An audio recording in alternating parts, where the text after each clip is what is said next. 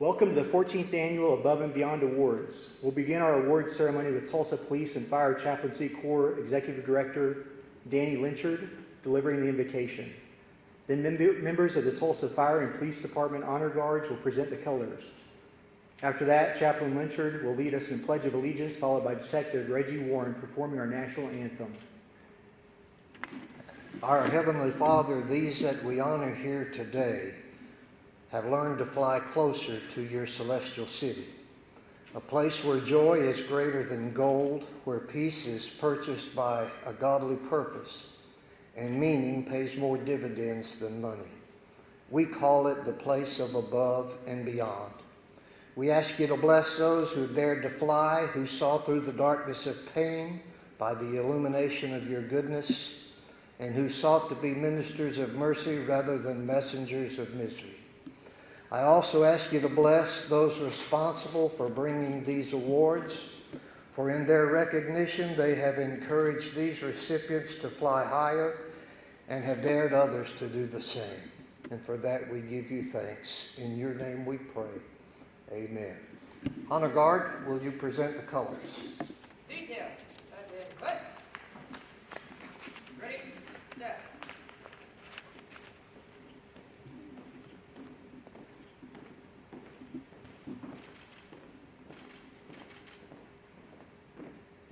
Ready? Fall. Ready? Face. Freeze them. Arms. Will you join me? I pledge allegiance to the flag of the United States of America and to the republic for which it stands, one nation, under God, indivisible, with liberty and justice for all.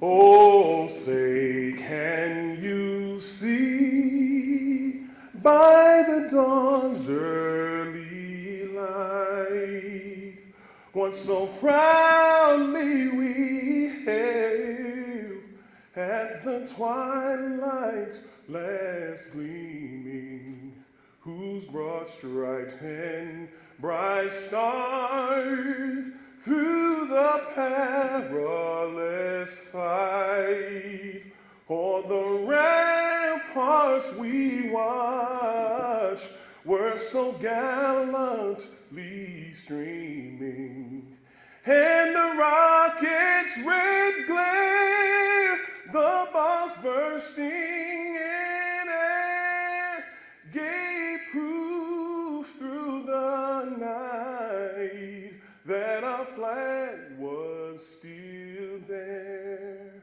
Oh, say does that star-spangled banner yet wave o'er the land of the free and the home of the brave?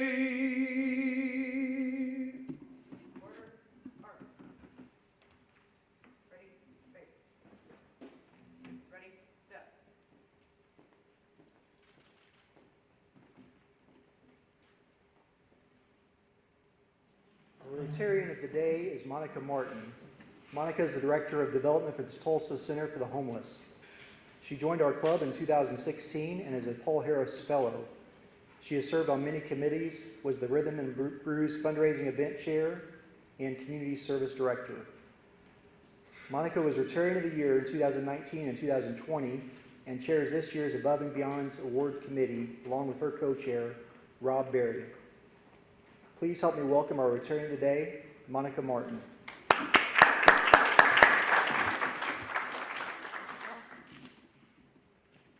Good afternoon. On behalf of the Rotary Club of Tulsa, it's my pleasure to also welcome you to the Above and Beyond Awards. First, I'd like to thank former Fire Chief Ray Driscoll, who unfortunately could not be here today. He is a 35-year veteran of the Tulsa Fire Department and served as Tulsa's Fire Chief since 2012. He has been a major supporter and presenter at most of these awards. We wish him well in his retirement.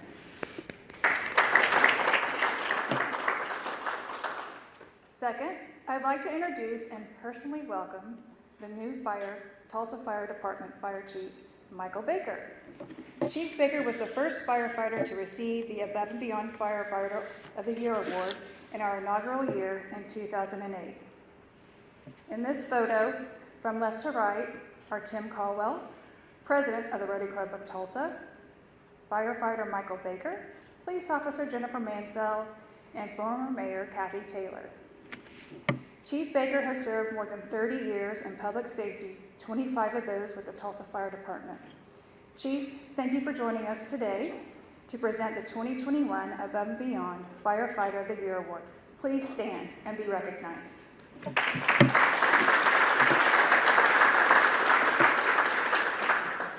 Every year, the recipients of these distinguished awards amaze us, but also how they repeatedly go above and beyond the call of duty to help others. And this year is no different. Before we get started, we'd like to express our gratitude to the individuals and organizations that made these awards possible. We want to extend our sincere appreciation to our presenting sponsors, Aon Inc., represented by President and Chief Executive Officer Rotarian Norm Asbjornson and Rotarian Stephanie Cameron. Also, the Rotary Club of Tulsa Foundation, represented by its chairs of the Board of Trustees, Scott Philstrup. And representing Max Electric Supply Company is its president and owner, Rotarian Jack McGlumphy. Please join me in showing our appreciation. Our other sponsors and donors are displayed on the screens and also listed on the back of our printed programs. This week, we also received a donation from the Keck Family Charitable Fund as a community service sponsor. If you would like a printed program, just contact the Rotary Club of Tulsa office. These donations enable the club to continue this tradition, and this year, $6,000 in the recipients' names is being donated to their charities of their choice. Plus, an additional $4,000 is being donated to some other select recipients' charities, which will be announced later in the program. Thank you.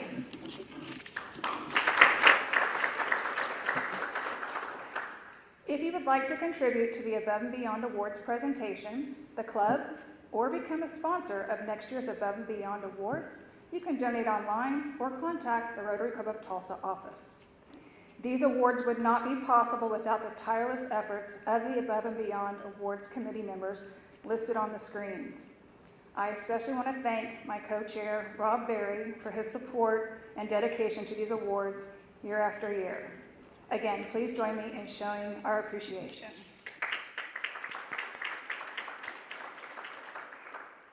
Now, it's my pleasure to introduce our Master of Ceremonies. She is celebrating her 29th year at KOTV Channel 6. She anchors the 5, 6, and 10 o'clock news each night with Craig Day and has been the station's crime reporter for 27 years. She has traveled all over the world covering Oklahomans. She won the 2015 Oklahoma Association of Broadcasters Award for Best Investigative Reporting and the 2014 OAB Award for Best News. Last year, she was inducted into the Oklahoma Journalism Hall of Fame for lifetime achievements in journalism. She is also a 2-time Emmy Award winner and recipient of numerous other awards.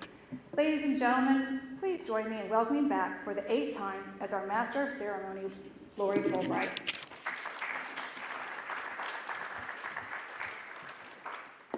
Thank you, guys. I am so glad to be here again this year. Thank you for inviting me back. And I know I say this every year, but every year I get the pleasure of interviewing our winners, and I'm amazed by everything that they've accomplished in their careers and to go above and beyond. And man, this year was the same. I can't wait for you to see their videos. I can't wait for you to learn about them. They just make you so proud to be a citizen of this community, to see people like this. Of course, Sean has, can I say, 5 beautiful children, starting at 13 down to 1-year-old twins, y'all. I mean, that takes a lot right there. But he does so much for this community, working with kids and building trust, and then has created a nonprofit, you guys, that tends to the spiritual needs of officers, and man, is that something that has maybe been overlooked in the past, and I can't wait for you to meet him and learn more about him. And Nick, I've known Nick, it makes you sound old when you say I've known someone for decades, but I've known Nick for decades, and he likes to brag to people that when he moved here, I was his first interview, okay? Because he was rescuing not a person but a dog, but it was a great story, and ever since then we've been great friends, and all the stuff he does, you guys, we like to call him, he's your just-in-case guy. So just in case there's somebody who has a flat tire, he's got something for that. Just in case he runs up on an accident, which he does, he's got something for that. I mean, it's just amazing. And then his Battle Buddies program, helping veterans who are first responders. I could go on and on about these two winners, you guys. We're so excited that you are joining us today to learn about them. And if you see them in the community, I hope that you will give them a big pat on the back and thank them for everything they do. So, of course, joining us today, we have a lot of dignitaries, and first among them is our city's 40th mayor, G.T. Bynum. Of course, he's been a member of the Rotary Club of Tulsa since 2014, and of course, as mayor is an honorary member. So please join me in welcoming Mayor Bynum to our stage.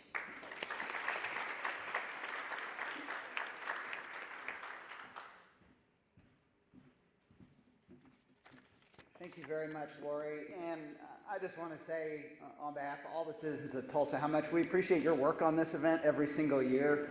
I first want to give a lot of credit to our two new chiefs in the fire department, Michael Baker, and in the police department, Wendell Franklin. Both of these leaders were selected through a rigorous process in the last year and a half. They both succeeded long-term veterans of their departments who had made a strong mark on our community in their times as chief, in Chuck Jordan and Ray Driscoll. And each of them came up through their departments. You know, a lot of folks say, well, why don't you do a national search? Because we have leadership factories in the Tulsa Police Department and the Tulsa Fire Department. The people that advance through those organizations have to be extraordinary leaders. And what's really made me thankful for both of these men in particular in the last year is that Chief Franklin, at least he got a bit of a head start. I believe he started as chief about a month before the pandemic started. Chief Baker got to start about a month after it had already begun. And you look around the country and you see leaders in public positions leaving their jobs after everything that our country has been through in the last year, yet both of these men ran towards the challenge that was presented in our community. And they've done just an incredible job in the last year, and I'm thankful for both of them. I needed to say all those nice things before they get up here and roast each other and say all these bad things about each other. You know, in the last year, I think the most inspiring thing I get to see are public service academy graduations. When you see the men and women in our community who choose to become police officers and firefighters in this current environment that we're in our country right now, when there's never been more skepticism aimed at first responders, and you think about the fact that we're not tops in pay here in Tulsa. There are a lot of challenges that come with working in the second largest city in Oklahoma. And yet, year after year, academy after academy, you see people step up. Not because they're going to make a fortune in this job, but because they love our community. And they want to serve the people in this community. And, you know, I think like a lot of us who are Rotarians, we're motivated by that motto, service above self, the value of selflessness. And the lucky thing, the reason I feel so lucky to be mayor is I get to see that every day in the work that the men and women in the Tulsa Police Department and the Tulsa Fire Department do in our community. And today, we're here to recognize two of them. I think both of them would be quick to tell you that they don't do it on their own, and that they represent so many more that work with them every single day. But I really want to thank the Rotary Club of Tulsa for highlighting these leaders in our community and the good that they're doing for Tulsans. You know, with Nick, I'm super excited you're honoring him, firefighter Swinston. I feel like I see Nick at pretty much every different major event that I go to because he's so involved in our community. But I want to highlight two that I think are really important. And you're going to hear about him, I know, in the video. But he helps lead the Battle Buddies program, which is a first responder veterans self-help group. It's one of our great challenges that we're trying to deal with right now in Tulsa is how we can do more to help veterans in our community. Nick's work there is so important. But also, Nick has been one of the leaders of the fire department's CARES program, which is one of the more innovative things that we've done in city government in Tulsa, recognizing that there are people who routinely call in for assistance on 911. And in the past, we'd just react to the call when it came in and go out, and we found that there were a handful of people that we were responding to over and over and over again. And so Nick and others like him recognized, well, what if we just go out and talk with them about how we can solve the underlying problem that they keep calling 911 for? Maybe they need a ramp, a wheelchair ramp built on their house. The TFD CARES program is out there doing that work in our community, solving these underlying issues. And then Officer Terrell, when you look at the work that he does, it's the definition of community policing. I mean, that is what we are moving our department toward, is this idea that citizens work with police officers to make Tulsa safer. And not only is he he was in the inaugural group of our community engagement unit that Chief Franklin created when he started as chief, but he's involved in activities throughout our community. And I know you're going to hear in the video about more of them, but one I want to highlight is the Blue Light Ministries program that he leads. Going out in the community, identifying needs that people have, and being able to assist them as a representative, again, showing that you can hear that narrative all day long about the big bad police. The only way we counter that is by showing the actual police here in our community and building those one-on-one relationships and showing the heart that is behind the badge. And he's doing that every day in our community. So again, I'm just so thankful for this program, thankful to be mayor of a city that has one of the largest Rotary clubs in the world and uses its time to honor the men and women who serve our community. So to everyone who sponsored this event and helped make it possible, thank you so much.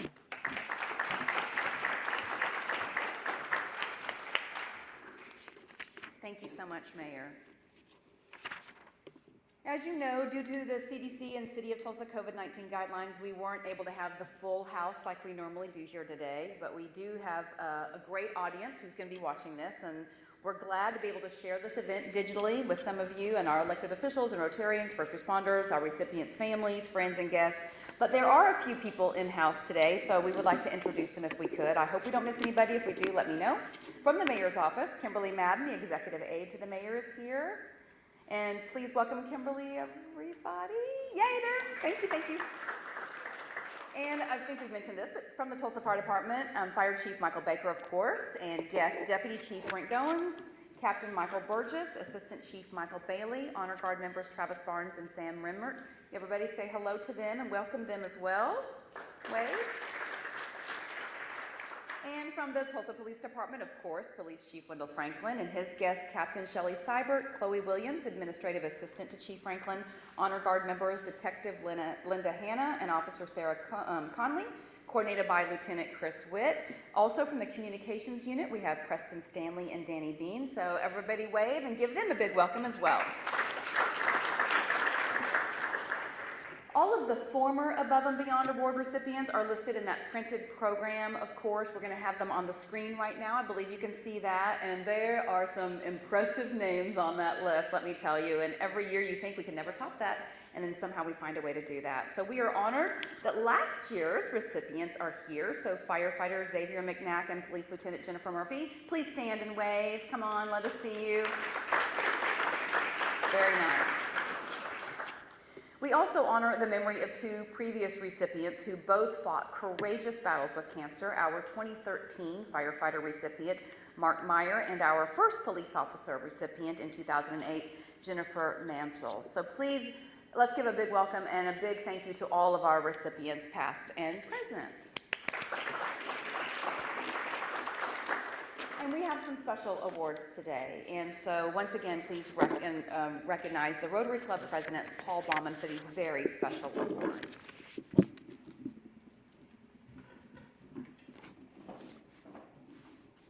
The Rotary Club of Tulsa is recognizing special individuals today who are not only outstanding public servants, but also who go above and beyond their call of duty. In 2018, the Above and Beyond Committee launched a special award posthumously named after Rotarian George Hamilton, who had been a staunch supporter of the Above and Beyond Awards. He was a former chair and active committee member. George was a Rotary Club of Tulsa Foundation Fellow, a Paul Harris Fellow, and member of the Rotary Club of Tulsa from 1995 until his death in 2017. His career was primarily as a special agent for the FBI, and he worked closely with the Tulsa Police.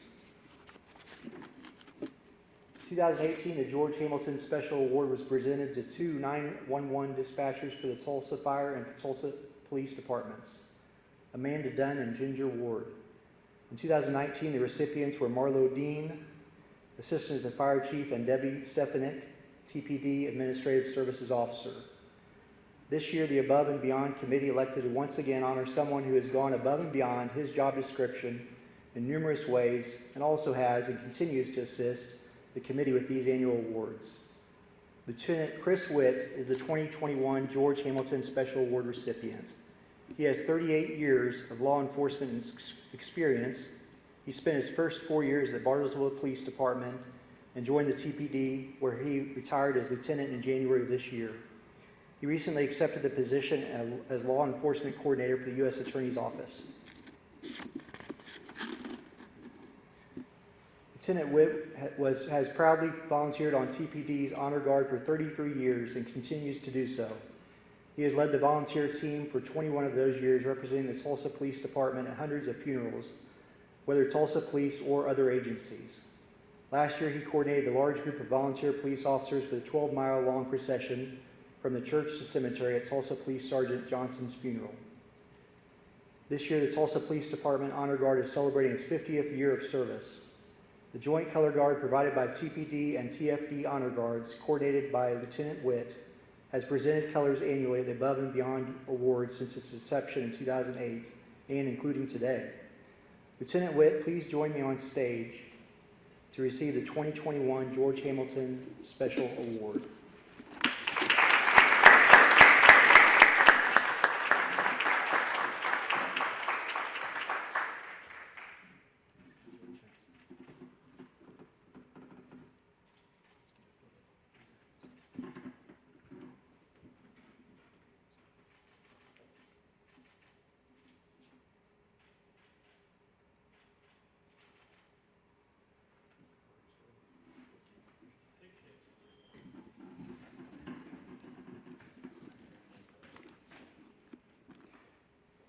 There's no question that this has been a very difficult year.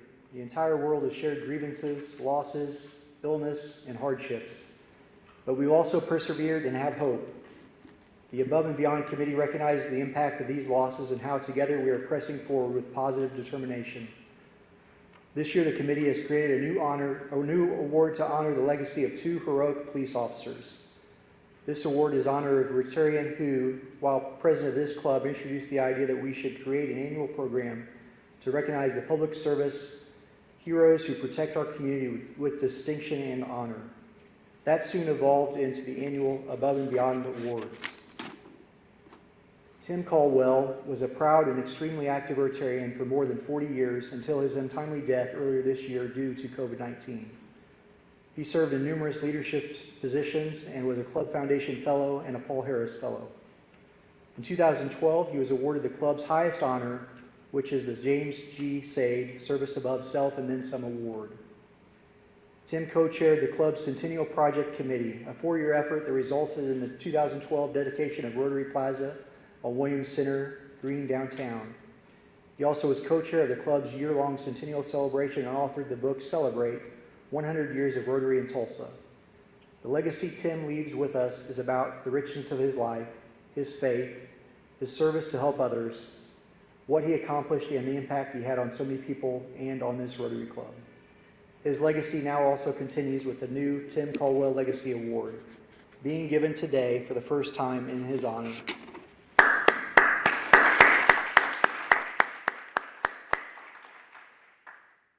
Representing Tim today is his wife, Patty Colwell, his son, Matt Colwell, and daughter, Jordan Kingsley. Please stand to be recognized.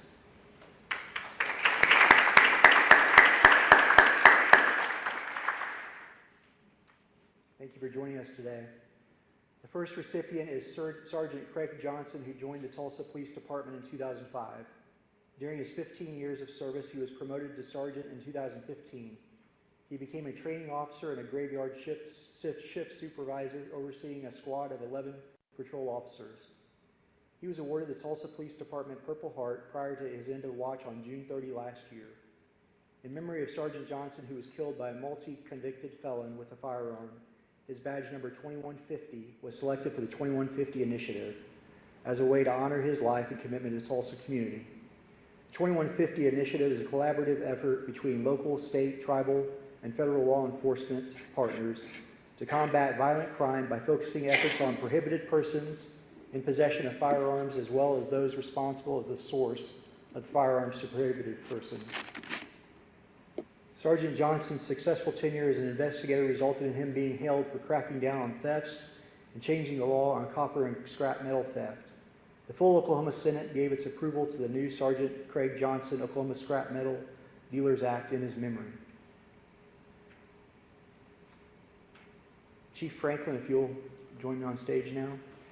The Rotary Club of Tulsa's Above and Beyond Committee is honored to present the Tim Colwell Legacy Award to Sergeant Craig Johnson to honor his life and service.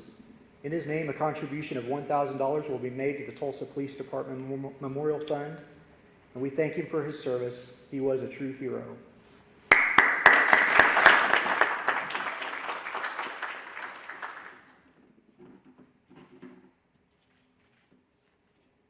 Sergeant Johnson's wife, Christy, wasn't able to be here today, so Chief Franklin accepted the Colwell Legacy Award on her behalf, and he'll say a few words about Sergeant Johnson now.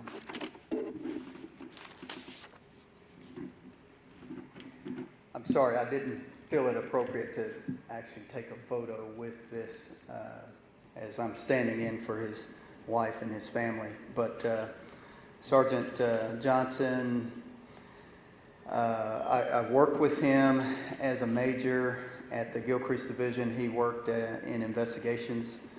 And when I arrived there, I quickly found out that he was the go-to guy. If I needed to get something done, he was there to get it done. He worked hard on metal theft as Tulsa was experiencing significant theft of the lines that light our streets. And he worked hard getting legislation passed for that. But also just getting to know him around the office because he worked during the daytime and I worked during the daytime. Our paths crossed quite a bit. And knowing the type of man that he was, the father figure that he was for his kids, how he was still a kid at heart himself, playing video games with his kids.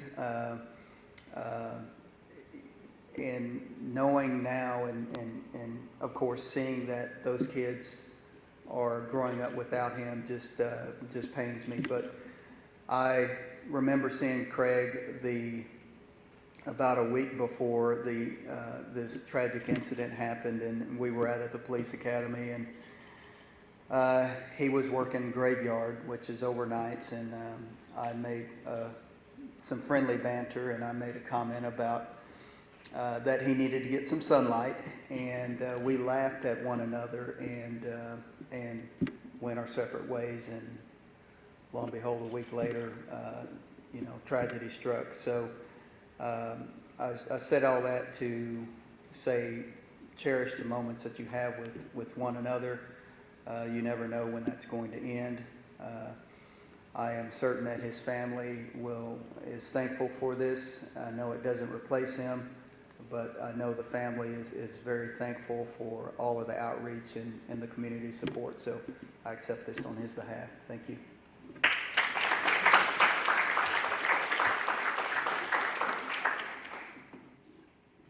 second recipient of the Tim Colwell Legacy Award is Police Officer Arash Zarkashan. He completed his police training in May of 2019. While conducting a traffic stop a year later, he and Sergeant Craig Johnson sustained multiple gunshot wounds to the head and torso. It was unsure during the first days, weeks, and countless surgeries whether Officer Zarkashan would survive. But with every passing day, his strength to fight became a shining light of hope for his fellow police officers, his family, friends, and citizens of Tulsa as well. Nicknamed Tulsa's Hope by Chief Franklin, he caused the community and department to rally together. After such a violent attack in the early stages of his career and months of rehab for such serious injuries, and then his willingness to come back and serve again, it was truly amazing. His strength and character to get through this difficult event of his life in order to serve his fellow man once more was already fulfilling that service in extraordinary ways. His positive mindset undoubtedly helped speed his ongoing recovery. Officer Zarkashan's commitment to his professional calling, his return to duty with the TPD, and his distinguished service has left a legacy for Tulsa and immensely strengthened the ties between the community and the department. The Rotary Club of Tulsa is honored to present the Tim Colwell Legacy Award to Police Officer Arash Zarkashan. Officer Zarkashan, please join me on the stage now.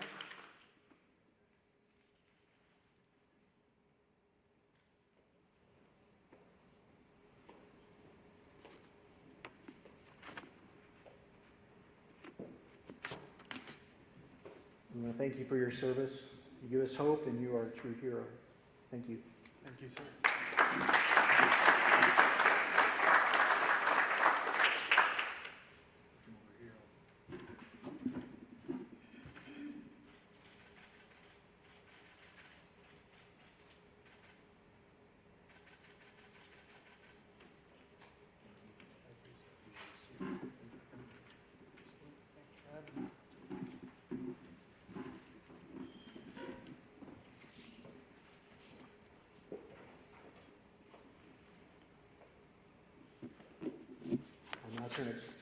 I'll now turn it back over to Lori Fulbright.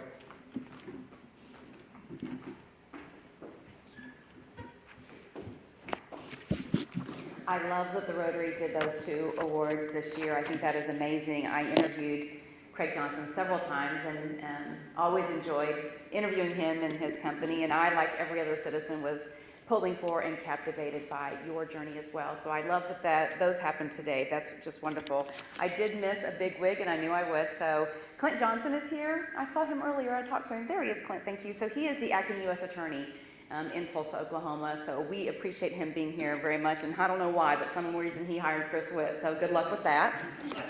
And I know that they didn't, I wanted to make sure that you all knew that with Chris's award goes a $2,000 donation to the Tulsa Police Memorial as well. So that's a really important thing that Rotary is doing. We want to acknowledge that as well. Okay, so let's get to the Above and Beyond Awards today.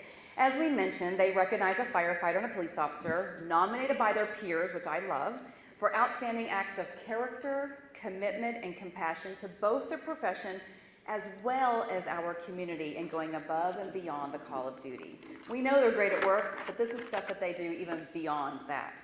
So since these awards were started 14 years ago, we've heard amazing stories of rescues, saving lives, first responders giving their own time, their personal resources to help people, their many sacrifices and how they've come together to instruct and help each other and how they join together individually or volunteer their own time as a group to help at-risk children. They build trust, they're involved in the community, and so much more. So the first Above and Beyond Award is for the Firefighter of the Year, which was named in honor of former Tulsa Fire Chief E. Stanley Hawkins. He served the department for 37 years, 21 of those were as chief. He was a past president of this club as well as a member of several other local service organizations. Chief Hawkins' experience, leadership, and service to the community were exemplary and will be long remembered. So now here to present the 2021 Above and Beyond Award for the Firefighter of the Year, please welcome to the stage Fire Chief Michael Baker. So there's a lot of differences from today to 2008. Danny Lynchard was here, and so which is always a great thing. Lori was here, clearly. But there are several people that are missing. And as part of the committee, the loss of Tim to COVID was devastating for me. He was very close in my application process and visiting with me, and I truly became a great friend. He was a great friend to me, and I appreciate him. And so Jennifer's not here. Some of the other folks on our list are not here. But this is a time of celebration, and Nick's here. As the first recipient, again, the mayor mentioned it. I kind of discovered this today that I was the first recipient, and so I think it might have been on my resume, but I didn't use it to get the job. So you can rest assured I'm not exploiting the Rotary Club for that. But it was different. The room was packed. It was full. We had a great lunch. We played the piano. There was singing and music, a typical Rotary meeting. And so I'm sorry that we don't have that today, but we will. We'll get back to that. I'd like to say a little bit about Captain Mike Burgess is here, who is part of the nomination for Nick. He nominated me as part of a collective group as well. And so Mike was my driver for a little while, and he's been a great friend to me for a long time in the department. And then there's Nick Swangston. So Nick and we came on in the same class in June of 1995, so 25 years and 11 months ago. From day one, Nick has been a presence, physically, literal presence in the fire department. One of the things that when the coronavirus was emerging, and one of the conversations I had as the chief was, we have to keep the guys from hugging each other. And I said, the first thing I thought of was, I don't know what I'm going to do with Nick Swangston. Nick is a hugger, and my back is adjusted quite frequently when he does. I just get it over with. It's best to just let him go and get it over with. And so the point is that I literally was worried about the impact of hugging on Nick's personality and his career at the department. I mean, it's an important part of your life, right? So Nick and I worked together at Station 4 downtown on rescue. We've been friends forever. When I became captain at Station 27 at 31st and Garnett, we were a busy truck. We were running at the time 4,500 calls a year just on that one engine. No sleep, work. And it's still that way. But I was needing a firefighter. Nick had come back from a deployment and the phone rang and they said, hey, Nick's back.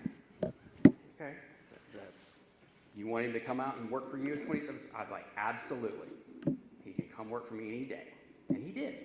And we had an absolute blast and a great crew. I eventually went over to Station 22 and worked with Captain Burgess, and then Nick kind of came over there later. But we have worked I think I'm the only person that sent you to the hospital.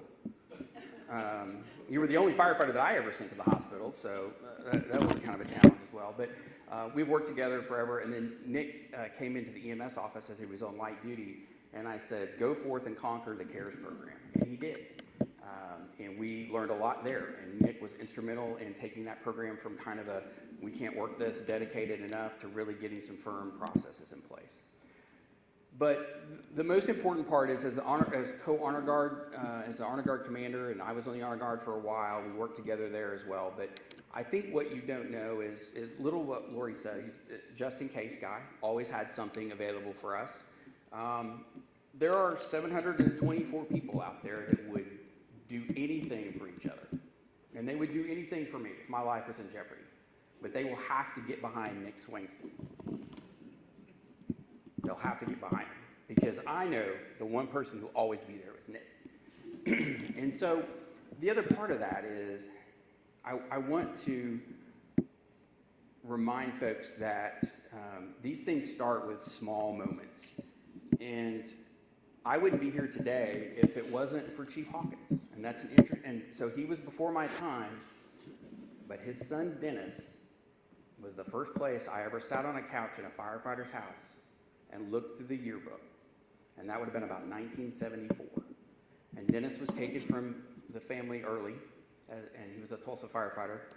But Dennis got me to here today, which is great. And it's the small moments of the time that we spend. It's the little moments that Nick spent with family. It's the time he spends with veterans. But the other part of that is that when you're in a car and you're driving down 61st Street and you're seeing firefighters standing on every corner as we honored Sergeant Johnson and his processional, that was Nick Swainston. That was Nick that arranged that.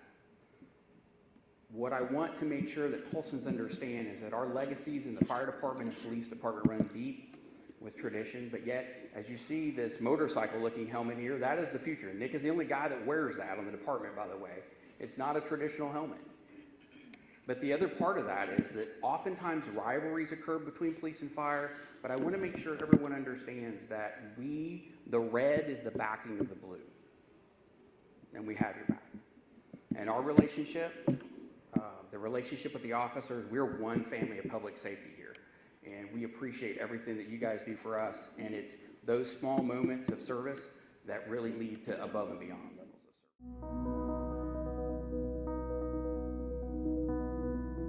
service. I was in the military as military police, and I was actually in Idaho as an undercover narcotics officer and street officer.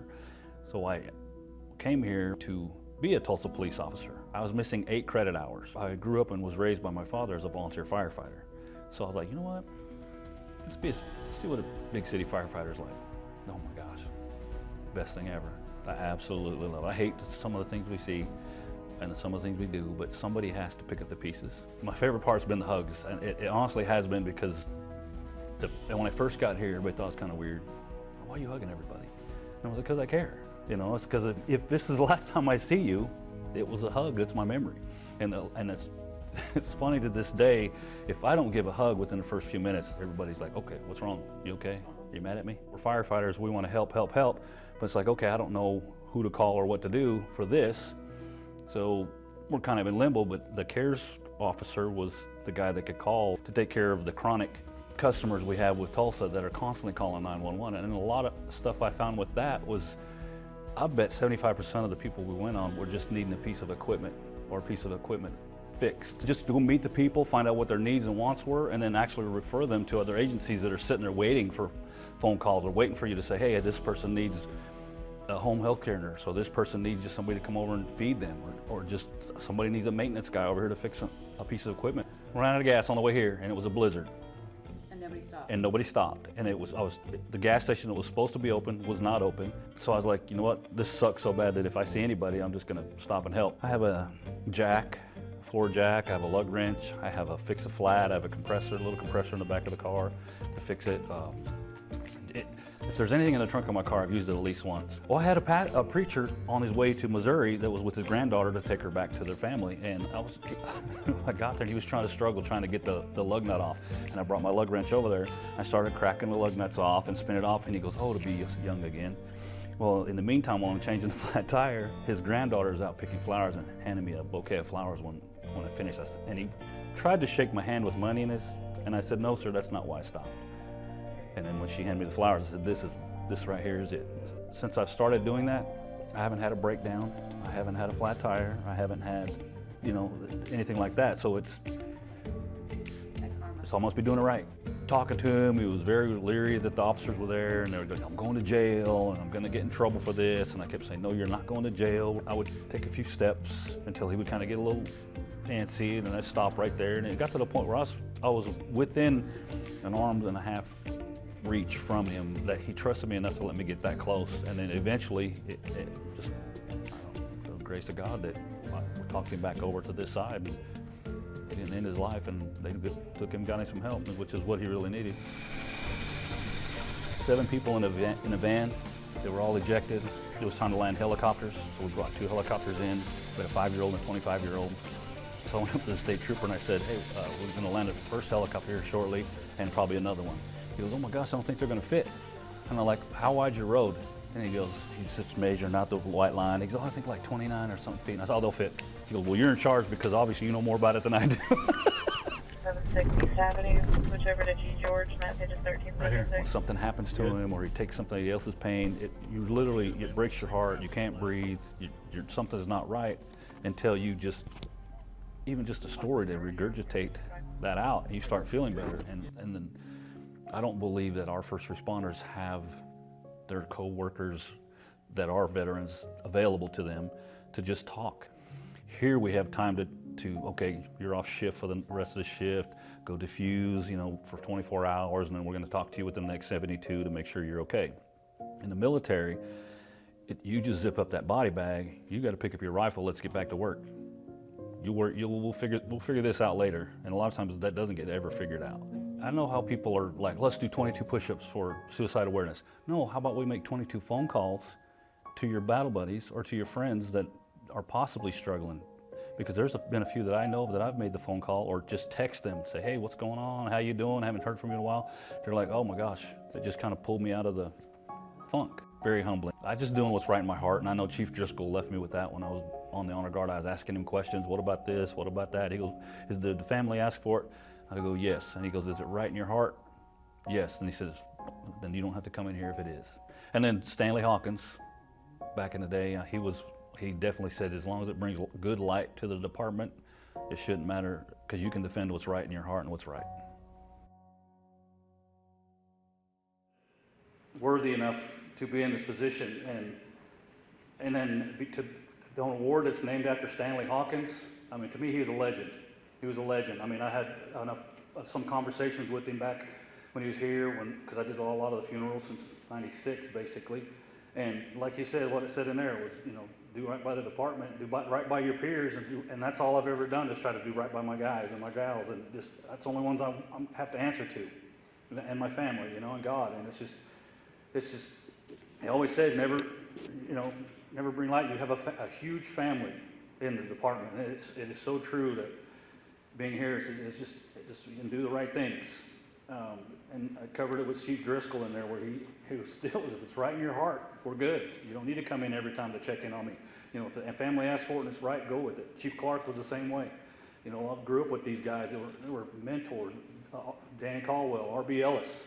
You know, we lost him about a month ago. Just one of my greatest guys, that he was very good about going and getting information and bringing it back and just giving it to you.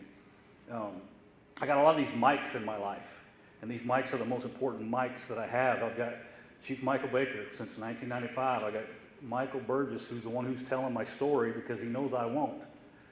You know, I just won't tell it. And he's done it for me. Michael Bailey, he's always had my back since he's been chief of Appleton. Michael Shoemaker, he's, you know, the military firefighter I have with him. And Mike Mallory. I mean, that guy there, he's a very silent hero. That he gets the customs and courtesies for the honor guard, and a lot of times he reminds me of things that I haven't thought of, and he'll get what we need. I know a lot of you don't realize that the 100th year memorial we had, if you look at some of the older pictures, we were wearing bow ties, because that's what the honor guard was wearing, or the firefighters were wearing back in the day. And the flags that we flew and handed to the families were 48 state flags, because back then we only had 48 states in the Union. Just a lot of little things, and I mean, Chief Mallory's been huge on helping me out with this. Chief Baker is, for almost 26 years, this guy, for some reason, has seen things in me that I didn't know were there. It's, you know, when we first come on the job, I know it was a couple rough times in there, but it was just classmates doing classmate stuff. Not in a bad way, rough things. My captain at 27s and 22s, he was basically saying, hey, I got the EMS part, you train the firefighters, we firefighters. You train them all, the extrication, the firefighting, hose dragging, ladder raising, that's you. I take care of the EMS stuff. And then I promoted under him as a driver with Chief Baker, and then I went on to the CARES program, and his deal was always like, what do you need to make it work? Here you go, and get after it. And it's always that trust I've had with him, that it's kind of like, I already know what the answer is going to be, but I just need to go check with him, make sure that it's good to go. And it's just that free reign that he's given, to where I do the things I do, and I've done the honor guard, and like I said, I only have to answer to my peers, and that's all I've ever worked for, and my family, you know. Basically, my father started me off on this, giving for others, or doing for others. He was a volunteer coordinator, firefighter with the Blackfoot Fire Department, and he started off as a cop like I did, but realized that your attitude changes kind of as a police officer, and come on over to the firefighting side. Chief Franklin, there's still time.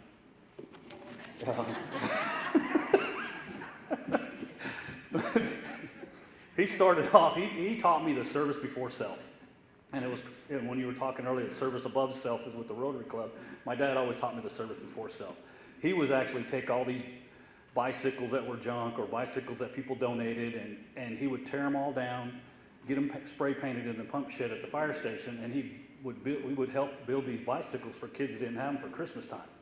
So that's a lot of that was coming there. We'd get the leftover bicycle parts and make some kind of crazy chopper bike with sissy bar and ram's horn handlebars, and just whatever was left over.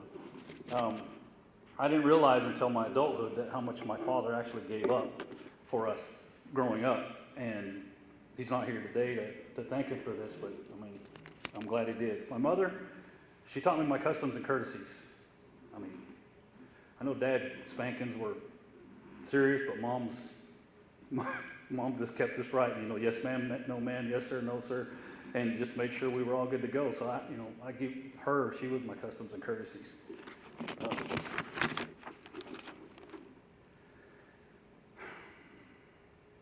I still, to this day, and what's great about my father is my dad drove a tow truck when he wasn't doing volunteer firefighting stuff. I still have classmates and people that I go see back home when I'm back there telling me the stories of my father did growing up, how he would help them out if they were stuck in the snow or they were stuck out at the diversion dam, stuck in the sand or in the mud, and he would go out there and pull them out, not always telling their parents that's where they were at. But some way he helped somebody somewhere along the way, just like I try to do. The reason for the benevolent fund with the Tulsa Firefighters Local 176 is because without the firefighters, there wouldn't be a Hydrants of Hope, there wouldn't be a burn camp, there wouldn't be the cancer camp, there wouldn't be the firefighters donating United Way or doing stuff. To me, they're the foundation to a lot of these charities. The firefighters are, and so it's hard for a firefighter to ask for help or a lot of times to accept help. We've got one going through cancer treatment right now, and it was hard for him to let us go work for him. I don't want to feel needy or anything like that. It's just like, shut up, take it. We're here for you. We're here for each other, and we're here for you guys too. I mean, Chris knows that. For many years, Chris has known I've been here for him. There's times I just showed up and he didn't realize we were there, but I just...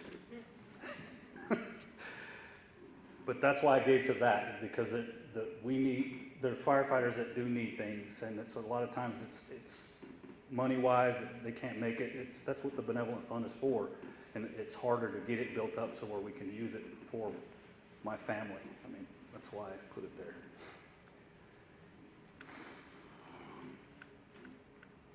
I just award means so much to me because it's what your brotherhood and your sisters see your worth. And Mike, I really truly appreciate you telling my story, because like I said, I won't, and Chief Baker for letting me run with it. I've got my little brother Eddie, who's always believed in me. He's the other one that tells a lot of stories. Mike got to meet him, and Eddie's more gruff than I am. We did one of the things in there. We have met Burgesses up on a bike ride. We were doing a motorcycle trip. My brother and I were across Colorado and stuff. We met with the Burgesses, and Sarah Malloy, we went up there we decided one day to go do a whitewater rafting trip. And we're out there and we just got to go on the rafts. We trained a little bit right before we got going in the water, like how many strokes forward or left, how to turn the raft and all that kind of good stuff. And a good thing we did, because there was a raft full of women that were capsized in the river and they were strung out. They couldn't get to the side or anything like that. And we literally did, through the training, what we just did, got to a couple of ladies. We pulled one in the boat. We held on to one lady on the side and got them to shore safely there in the middle of Colorado on the whitewater rafting trip. All I know is that God is great. Hugs heal, because none of my hugs have ever given anybody COVID or even a cold. I think he knows it by now. They give smiles, because everybody I hug usually I get a smile from, whether they go limp or come get me another one. Isn't that right, McKnack? Cherish those around you. Make time for them, because tomorrow's never promised. It's not promised. I love you guys. Thank you. Now here to present the 2021 Above and Beyond Award for Police Officer of the Year, Police Chief Wendell Franklin. My buddy, Sean Turrell, as I first met him as Nathaniel, and then and then we started calling him Nate, and then ultimately I learned that no, he goes by Sean. We first crossed paths, I believe you were just out of the police academy and assigned to Graveyard Eastside, and I was the captain working that overnight shift when he was assigned there. And I immediately recognized that he was different than all the others. He was different than all the others. He truly cared. He truly wanted to go out and do a great job. He worked hard. If I needed something, he did it, didn't question it. And you know, I know one particular incident where it was very tough. It was a very tough scene, and it was very tough for him being a brand new officer. And I remember talking to him, coaching him through some things, and I eventually left Graveyard Eastside and was promoted to major. He was still working there. And some time passed, and he put in for the traffic unit in Gilcrease Division. And so when I heard that he had done that, not that he needed it, I immediately made a phone call to the major that was over that division, and I said, hey, I'm going to let you know you got an application from a guy, Sean Turrell. The guy is a worker. I said, he's legit. You need to give him a shot. Not that he needed any, you know, he didn't need anything from me, but lo and behold, he was selected for that unit and worked in that unit. And ultimately, I ended up becoming the major over at Gilcrease Division while he was there in that traffic unit. And just a phenomenal worker. He had grown so much, even between the point in time where we were together on Graveyard and that time where he was in the traffic unit. He had grown so much. And again, not just a guy that is confined to a box.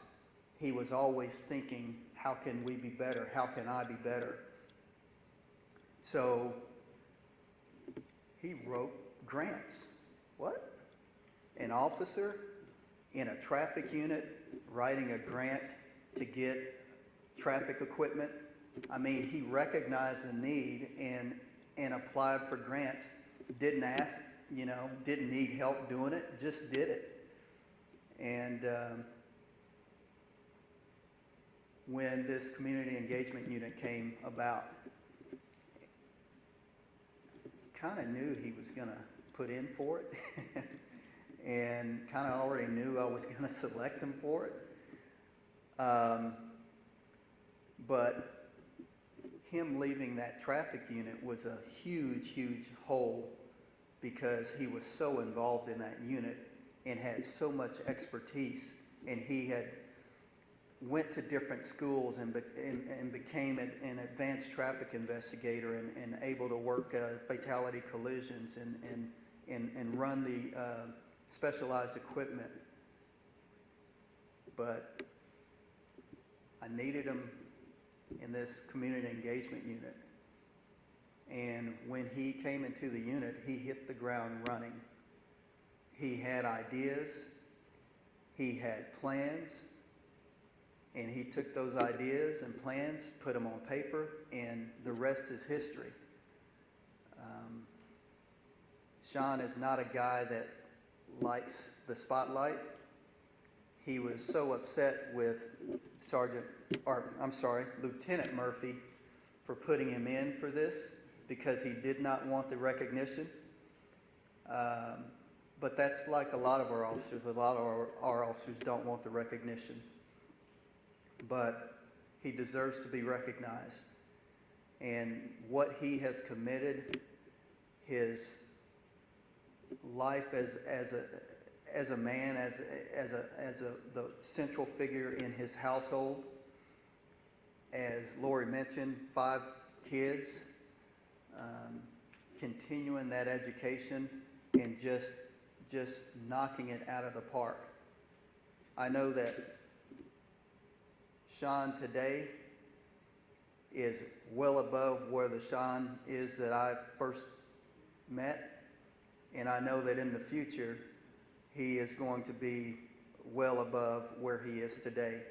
And I certainly look forward to watching him continue to grow, whether that is with me in this position or once I retire away from this position.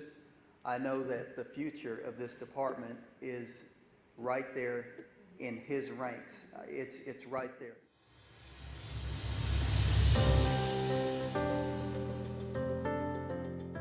I wanted to be an astronaut, but then I realized that I don't like heights, so that kind of didn't make sense. I played college basketball, didn't, make it professionally, and so law enforcement runs in my family. My dad is a professor of criminology.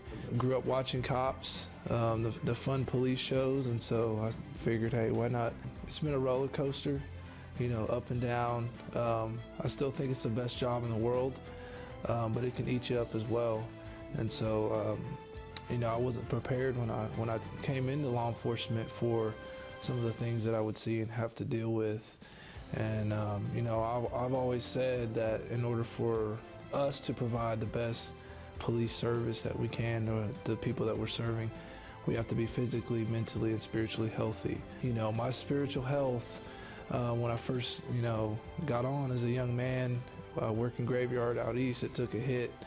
And so it's something that if you don't pay attention to, it can really become an issue. So Blood Ministries is a nonprofit that I founded in 2018. We really focus on trying to take care of the spiritual aspect of police officers. We're a faith-based organization that works for police officers, not just here in Tulsa, but throughout the country, trying to be that spiritual nourishment and provide, spiritual support for the men and women in blue. There are a lot of people and organizations and churches and religious organizations throughout the city that support law enforcement and want to help, but they just don't know how. And so we're that bridge to help connect the people in the community that want to serve police officers, to be able to connect them with them and serve alongside each other and try to make, our community safer. Doing traffic for 5 years, 5 years in a specialty unit, it's a pretty good amount of time. And so I thought, man, let me try something new and do what I love doing full time. And so, I tell people all the time they don't believe me, like that I actually get paid to do some of the things that I do, like, play basketball with kids, play video games. We want to build those relationships, build trust. So what that looks like for us is outreach events, education, crime prevention, get away from us versus them, police versus the community. No, we're all one Tulsa, and we all got to come together and work together in order to make this place a safe place to raise their families. We have to start down at the bottom. We got to build a good foundation. A lot of officers have been doing this for a long time, but it hasn't been tracked very well, and it hasn't been like a focus of one particular unit. We call it collaborative policing, where we're working together with the people that we're serving in order to address crime and quality of life issues. We wear many different hats. It looks different, and the thing that I love about the unit is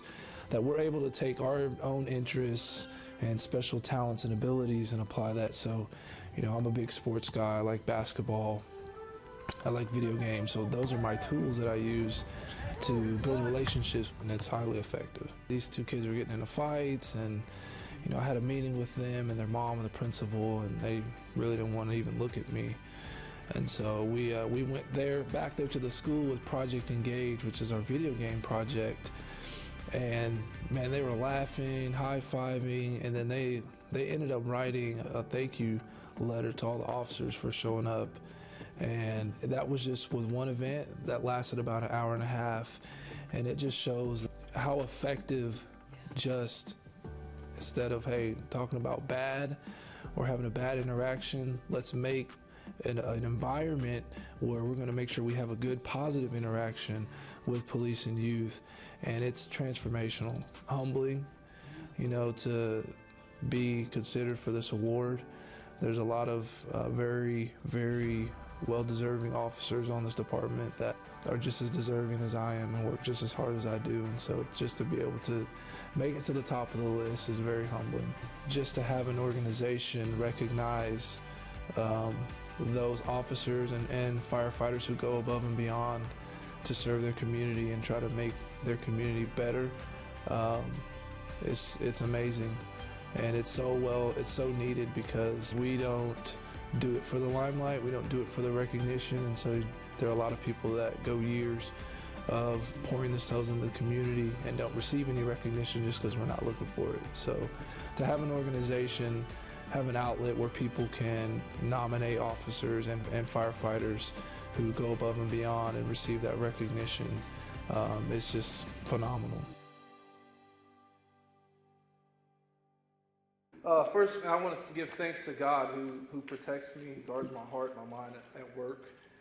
And thank you to everyone whose love and support and prayers just covers all the men and women of law enforcement and the firefighters in the city and across the country every day. It makes a difference. It truly does. I want to thank Mayor Bynum just for your leadership, especially in the past year. You're always an encourager and an uplifter to the spirits of the employees of the city of Tulsa. So just really appreciate you.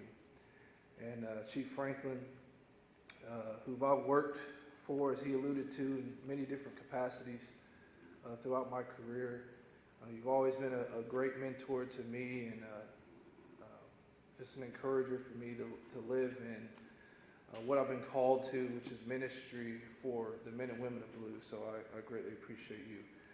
Thank you, Rotary Club, for putting on this event every year and recognizing those of us who would never recognize ourselves. So greatly appreciate you for putting this on. And then lastly, I want to thank my family, my 5 children, my goons. Man, they're crazy. 4 boys, 1 girl. So my life is crazy right now. And then my wife of 13 years, Claudia, her sacrifices allow me to serve so many people and wear so many different hats. And so I would not be able to do the things that I do without her. I want to just share real briefly, I know I've only got like 5 minutes, about my journey of understanding more what God has called me to in this profession. As Chief Franklin alluded to, I am not the man that I was 9 years ago, in 2012, when I joined the department. So my career in law enforcement began actually in 2010 in Lyon County, Kansas as a reserve deputy. Then 2 years later, in 2012, moved here, joined the Tulsa Police Department. And I was not prepared for what I was going to see. I mean, I think the academy prepared me to shoot, to fight, to survive physically, but I don't think there's anything that can prepare you for what you're going to see and experience. You know, day after day of tragedy, abuse, neglect, it just took a toll on me. And of course, I knew all the ways that culture teaches us as police officers to deal with it. You know, be tough, suck it up. You got to be a tough person to be a police officer. And you know, we're good at putting up facades and developing coping mechanisms to shield our hearts from the pain and the grief that we experience every day. But when you're out fighting evil, day in and day out, fighting darkness, eventually it's going to get on you a little bit. And it's going to pierce through whatever wall you built up, whatever coping mechanism you developed. It's eventually going to fall short. And so I don't remember the exact day or time, but I was just brought back to this verse in John chapter 1, verse 5. It says, "The light shines in the darkness, but the darkness has not overcome it." And that's the premise upon which I founded Blue Light Ministries, is that I wanted to shine a light into law enforcement that the darkness could not overcome. And so like I said in the video, we seek to be that spiritual aspect for police officers. And this is a sobering statistic, and the statistic is the same for us police officers as it is for the firefighters, that more of us die by suicide every year than in the line of duty. And so we all took an oath to be a police officer. I took an oath, I swore with my life. Last year, my good friend Craig Johnson, he fulfilled that oath with his life. And I would gladly lay down my life for anyone in this city, but I will not lay it down for the darkness that seeks to devour me, that seeks to destroy my marriage, turn me into an angry husband and father, and leave me to suffer in silence and die alone. I will not lay down my life for that darkness. So that I believe is my calling, is to shine a light in the law enforcement profession that cannot be overcome by that darkness that seeks to devour us. So I feel like I'm starting to preach a sermon.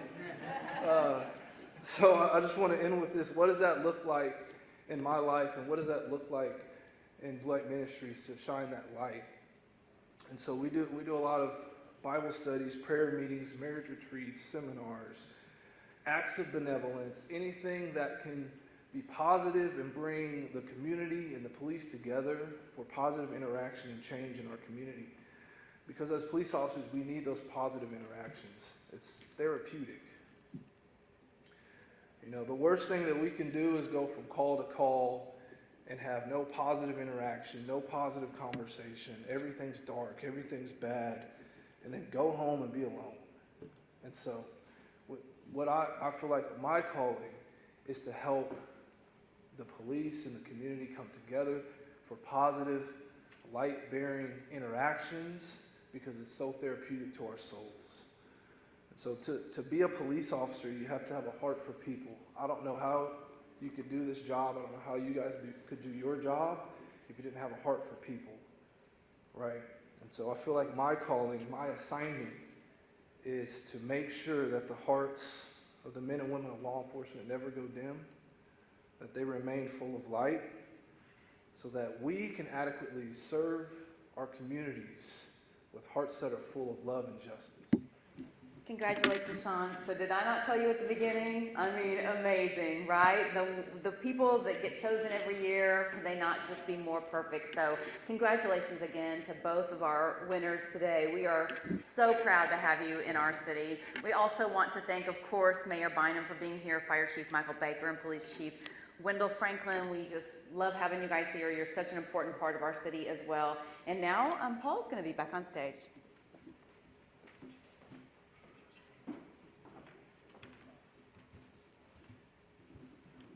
We'd like to thank Lori for her dedication to these awards, and KOTV News on 6 for producing the videos and also helping with the camera today. Lori, please accept this gift as a token of our appreciation.